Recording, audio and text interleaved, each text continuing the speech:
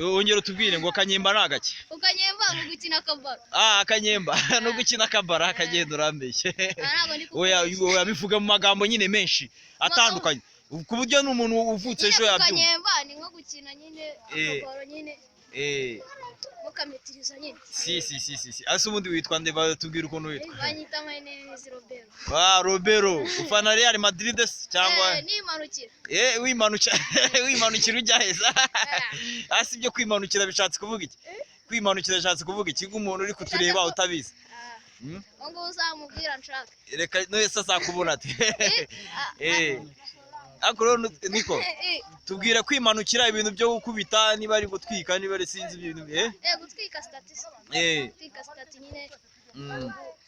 Nuko urenze nyine mu bintu.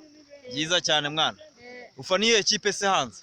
Mfana Real Madrid n'ikipe yitwa Arsenal de Gunners. Yes, mu Rwanda ufaniye? Mfana ikipe yitwa Gasogi United. Gasogi United ni yande? Boss wayo yitwa nde? Kenisi. Mu magambo arambuye? Kenisi niki mu magambo arambuye? Ibyo ni ibintu bitumvikana. Yitwa Kakoza Muriza Charles.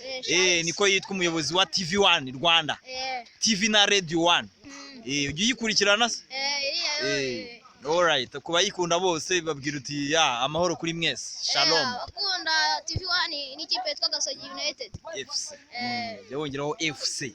FC. Gasogi United FC, Ariko hano hantu turi bundi wamenya umudugudu ari uwuhe kugira ngo umuntu utahazi nyine ahita amenya hariho. Baniya he cyane he simbi. Angani muri Kibagabaga. Nyine oya mudugudu Kibagabaga nakagari turakageraho mukanya. Umudugudu ashobora kuba ari Birembo cyangwa se Birembo ni hari ikinyini. None aha yitwa nguki? Aha yitwa nguki? Anga wita muri Kibagabaga umudugudu ntago muri. Ya umudugudu reka tufate kari Karongi. Umudugudu yitwa Karongi, akagari naka Kibagabaga. Umurenge n'uwa Kimironko. Hanyuma akarere naka Gasabo. Mu mujyi wa Kigali birumvikana.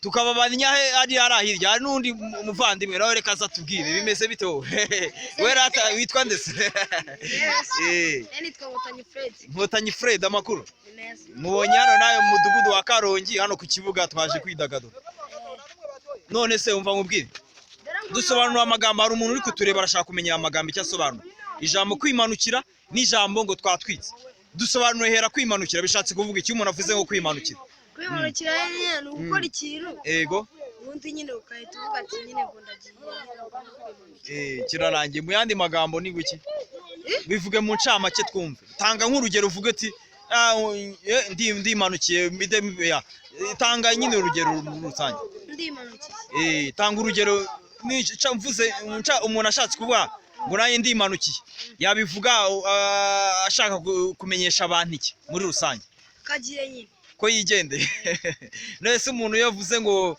yatwitse icyo gihe biba byagenze gute nyine aba yakoze ikintu kirenze nyine ariko icyo gihe aba nishimye birumvikana aba yishimye mu yandi okay byiza cyane murakoze cyane rero